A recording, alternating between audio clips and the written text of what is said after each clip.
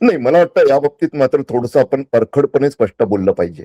पत्रकार म्हणून आपण आपल्यासारख्या पत्रकारांची भूमिका ही नेहमीच विरोधकांच्या बाजूची असते. थोडी सहानुभूती आहे. जसं किमान आपण एक सॉफ्ट हे ठेवतो त्यांच्या बाबतीतला दृष्टिकोन आपला. मात्र यावेळी मी त्या मूडमध्ये नाहीये. नगर परिषदा, नगरपंचायती निवडणुका मविया लढली का हो?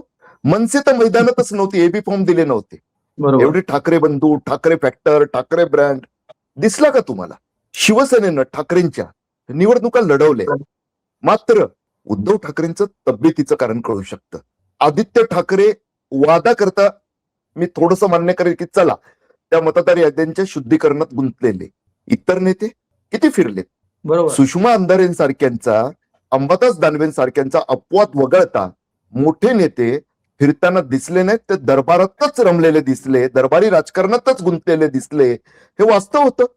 काँग्रेस काही ठिकाणी लढत होती, म्हणजे काँग्रेसला मनसे नको होती, मनसे त्यांच्यासाठी अस्पृश्य. मात्र अगदी काँग्रेसच्या वर्मी घाव घालणाऱ्या वंचितची त्यांनी बुलढाण्यात आणि मी चुकत नसेल तर नांदेडात युती केलेली. म्हणजे चित्रविचित्र भूमिकांसाठी मविया यावेळी या निवडणुकीच्या मैदानात दिसली. त्यामुळे त्यांना सहानुभूती दाखवण्याची मुळीच गरज नाहीये. त्या निवडणुकांसाठी जे काही आरोप प्रत्यारोप जे काही झाले असतील तरी सुद्धा तेच महापालिका निवडणुकांच्या बाबतीत आपण जे बोलतोय ते थोडंसं सैद्धांतिक ते बोललंच पाहिजे. सुभाषजींनी मांडलं, तुम्ही मांडतात, मी बोलतोय की 45 दिवसांच्या ऐवजी अवघ्या 30 दिवसात अतिरेक होतो, शंका नाही. मात्र 31 जानेवारीच्या आत निवडणुका घ्या हा सर्वोच्च न्यायालयाचा निकाल काही अचानक आला नाहीये. राजकीय पक्ष बरोबर. म्हणून मवियानं सुद्धा तयार राहायला नको होतं.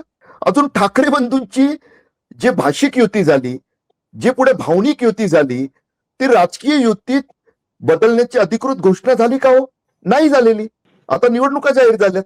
काय तयारी म्हणजे तुम्ही जेव्हा भारतीय जनता पक्षासारख्या 2009च्या अडवाणींच्या पराभवानंतर म्हणजे त्यांच्या नेतृत्वाखालच्या भाजपाच्या पराभवानंतर एक जे नवं पर्व सुरू झालेलं आहे मोदींचं, त्यात ज्या पद्धतीनं रणनीती बदलली आहे भारतीय राजकारणाची, निवडणुकांच्या राजकारणाची. बरोबर. 5ही वर्ष 24/7 एक महाकाय पक्ष महाजस्त्र यंत्रणा वापरत जेव्हा संपूर्णपणे निवडणूक सेंट्रिक, निवडणूक केंद्रित व्यवस्था राबवताना दिसतो, त्यावेळी ठीक आहे तुमच्याकडे तेवढं बळ नसेल, मान्य आहे. परंतु अहो जेव्हा बळ स्वतःकडे नसतं तेव्हा अधिक सराव करायचा नसतो का? तसं करताना तुम्हाला दिसतात का हो विरोधक? मला तरी नाही दिसले. मग या परिस्थितीत आता या 1 महिन्यात होणाऱ्या निवडणुकांसाठी आता तरी कुठून तुम्हाला एकतरी सकारात्मक स्टेटमेंट आलं का?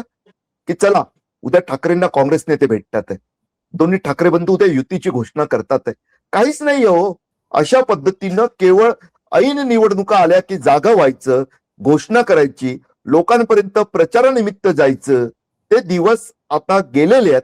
हे वास्तव जर आजही भाजपा विरोधक ओळखत नसतील, जे शिंदेच्या शिवसेनेनं त्यातल्या त्यात भाजपा सोबत असूनही ओळखलेलं दिसतंय, त्या पद्धतीनं जर राजकीय रणनीती ही बदलली नाही तर नंतर मग आताच मी म्हणालो तसं की करा 16 तारखेपासून तुम्हाला शंख करायला वाव आहे. परंतु शेवटी ते पोस्टमॉर्टम असेल, शेवटी ते नंतरच असतं, त्याला काही अर्थ नसतो.